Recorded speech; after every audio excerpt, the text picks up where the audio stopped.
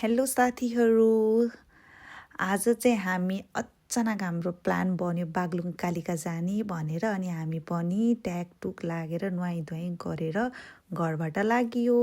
र मैले फेरि भिडियो बनाउँछु भनेको त बिर्सेछु र मैले बाटोमा आएर बल्ल सम्झेँ भिडियो बनाउनलाई।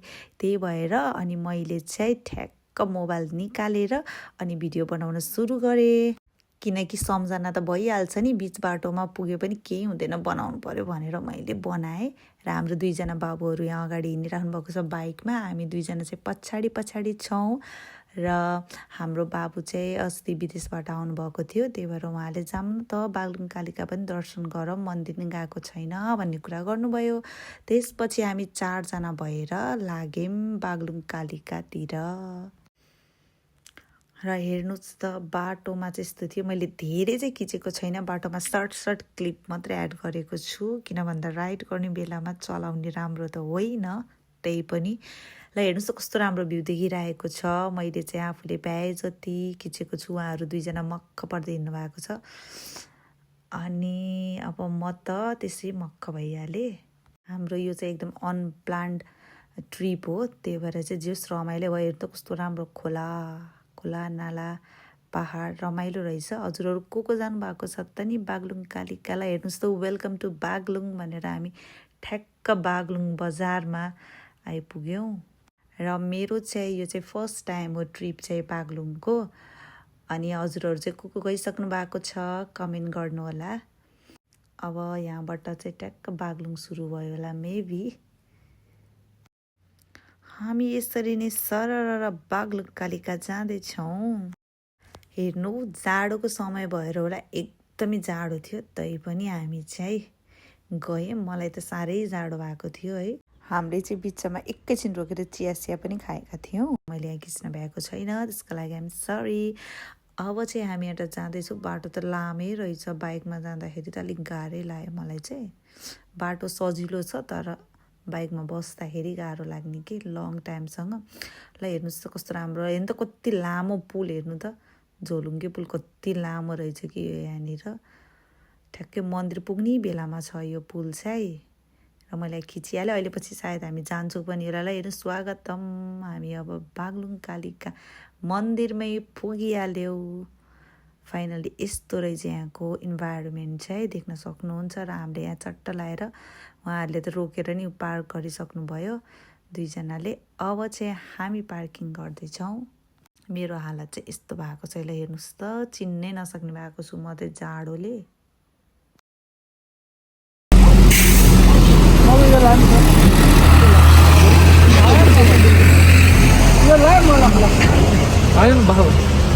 त्यही भएर म साइडमा अलिकति हिँडेँ। हजुर ट्याक्कै पछाडि बस्छ, ठोकिन्छ के अरे के ल्याएको छैन त्यो निकाल्दा त ल हामी चाहिँ अब लाग्यौँ मन्दिरतिर, भित्रपट्टि छिर्यौँ। अब यहाँ अलिकति लामो रहेछ, एकछिन हिँड्नु पर्दो रहेछ मन्दिर पुग्दा चाहिँ। हेर्नुहोस् त कस्तो राम्रो अनि मलाई त साह्रै मन पर्यो। यहाँभित्र चाहिँ आनन्द छ, जे होस् पिस छ। यो युट्युबमा हाल्छु कि मैले। हजुरको च्यानल छ?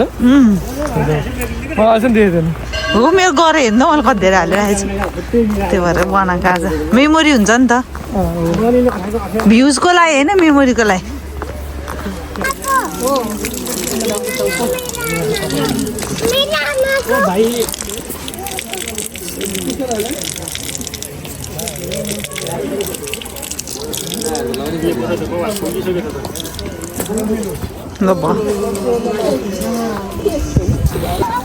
टाढाको हिँड्यो त्यो मास्क नलाग। अहिले चाहिँ हाम्रो यो मन्दिरको लागि सामान लिइसकेको छु।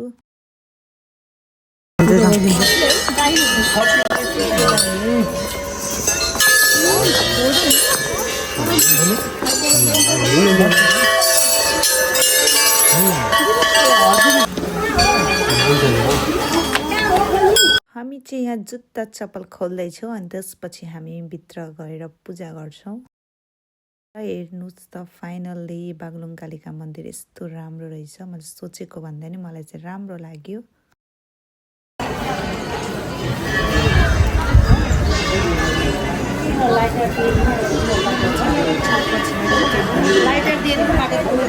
दाजुभाइ चाहिँ पुरा अगाडि हिँड्नु भएको छ। ल हेर्नुहोस् यहाँ ओरपरको यस्तो छ।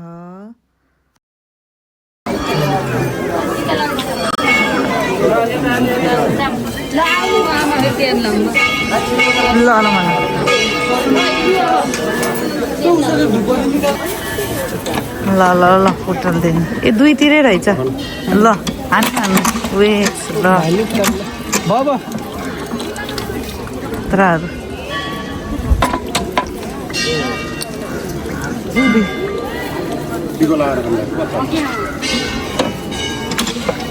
ल्यापटपको पानी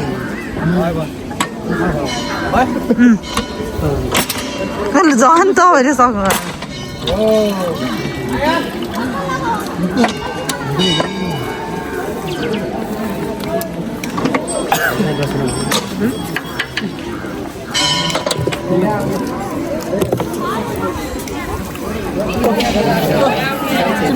ल ल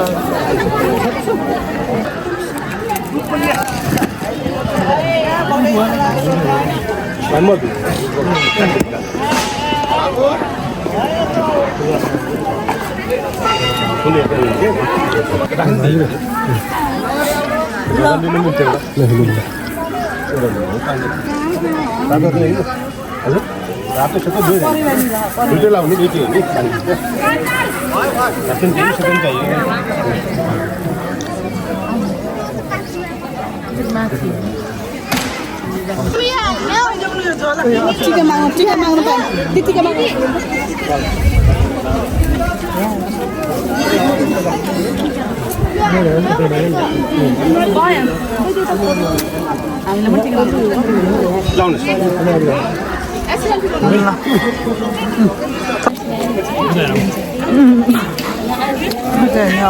कति राम्रो आएको त्यसपछि बाहिर आउँदाखेरि अनि बिल यो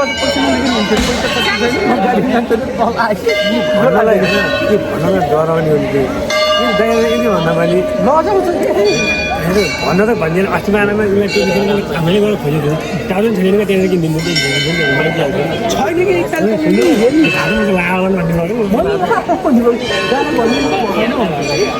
फाइनली हामी चाहिँ पूजासुजा सकेर यहाँ चाहिँ खानाको लागि वेटिङमा छौँ। एकदमै भोक लागेको थियो।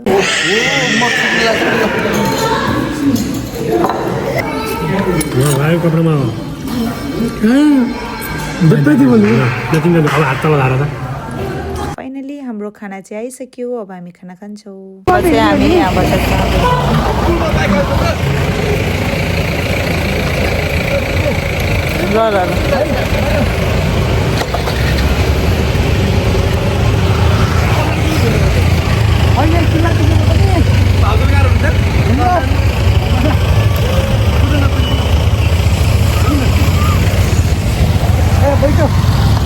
अब चाहिँ हामी यहाँबाट फर्क्यौँ। अब हामी यहाँ नजिक एउटा सानो पार्क जस्तो रहेछ नि त अघि नै मैले देखाएको थिएँ नि हजुरहरूलाई भिडियोमा। पुल लामो अब हो त्यहाँनिर जाने भनेर हामी चाहिँ त्यतातिर लाग्यौँ।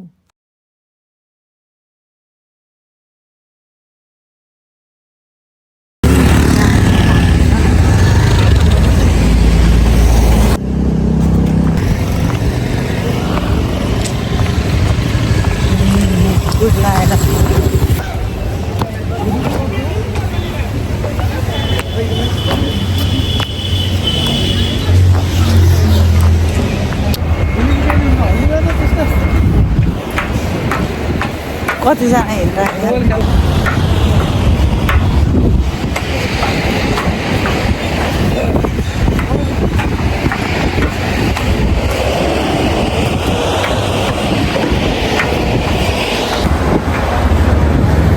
माई गड हेर्नु त कस्तो हो यो खोला।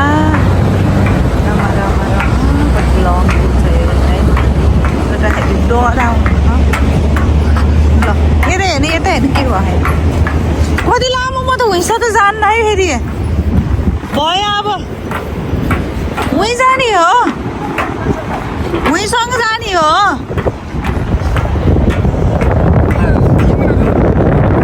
भयो क्या अब यो देखिरह्यो ऊ त बिचमा जा भन्छ। तल त बाटो नि रहेछ।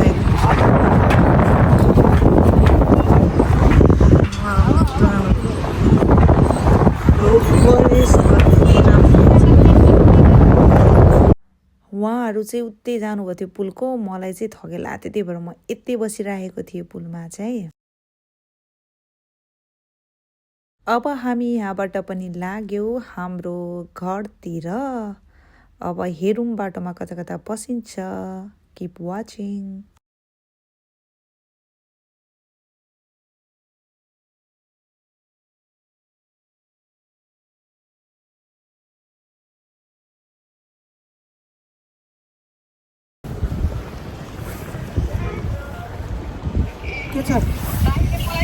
एकजना चाहिँ हाम्रो यहाँ झोक्राएर बस्नुभयो। यता हेर्नु तपाईँ।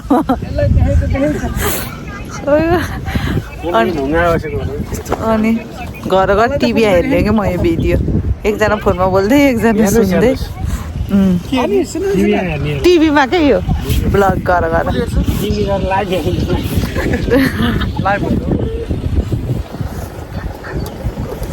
के छ त नि अरु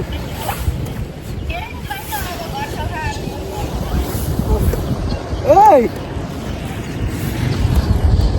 यताबाट भाइजोसम्म छ त्यसको पछाडि हामी चाहिँ यहाँ एकछिन बिच बाटोमा चाहिँ रोकेर एकछिन रेस्ट गऱ्यौँ, एकछिन कुराकानी, अनि त्यसपछि हामी चाहिँ टिकटक बनाउन लाग्यौँ। र हजुरहरूलाई चाहिँ मेरो टिकटक हेर्न मन लागेको छ भने मेरो टिकटक आइडीमा गएर हेर्न सक्नुहुन्छ, मेरै नाम रहेको छ। त्यसपछि फेरि लाग्यो हामी आफ्नै गन्तव्यतिर। हामी अब घर फर्किँदैछौँ फेरि एकछिन रेस्ट गरेर। अघि हामी जाँदा चाहिँ अर्कै बाटो गएका थियौँ, अनि आउने बेलामा चाहिँ हामी यसो सरङकोट पनि भिजिट गरौँ न भन्ने प्लान भयो सडनली। अनि त्यसपछि हामी चाहिँ भित्रभित्र बाटोबाट सरङकोटतिर जाँदैछौँ।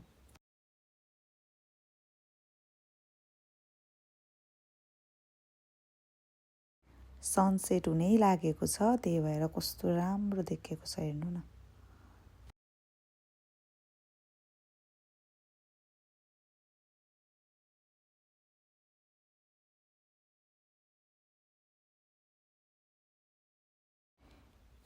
अब चाहिँ फाइनल्ली हामी चाहिँ आइपुग्यौँ सरङकोट, र हामी चाहिँ यहाँ चट्टा लाएर पार्किङ गरेर अब माथि मन्दिरतिर जान्छौँ। दुईजना बाबुहरू चाहिँ अगाडि बट्टाबट गइसक्नुभयो, म चाहिँ थकै लागेर हिँड्नै नसकेर हामी दुईजना चाहिँ पछि आउँदैछौँ। यति राम्रो छ ल, हेर्नुहोस् न हाम्रो सरङकोट पोखराको। वाउ,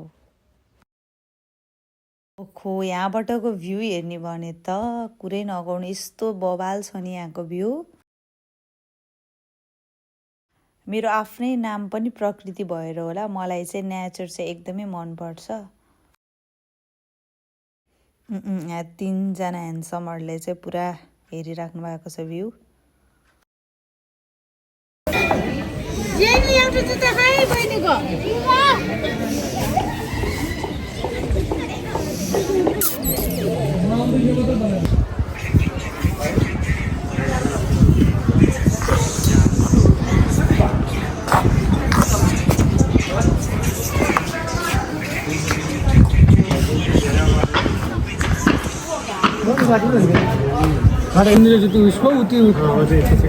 ठाडो छ नि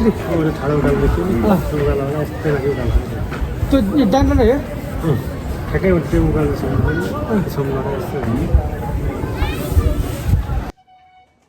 हामी चाहिँ यहाँ माथि टावरमा आएर अनि यहाँ तल हेर्दैछौँ। जियोस् कस्तो रमाइलो छ, बेलुका यो सनसेट पनि हुने बेला भएर होला, मलाई चाहिँ एकदमै रमाइलो लाग्यो।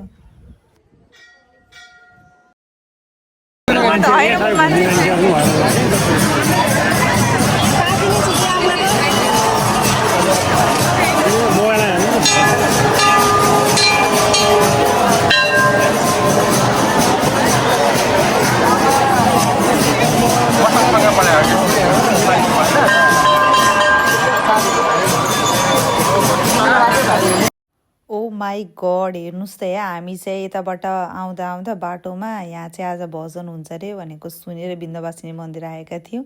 ओ माई गड, यहाँ त मान्छेको यति धेरै भिड छ नि। अब चाहिँ हामी आफ्नो घर जाँदैछौँ बिन्दवासिनी मन्दिर।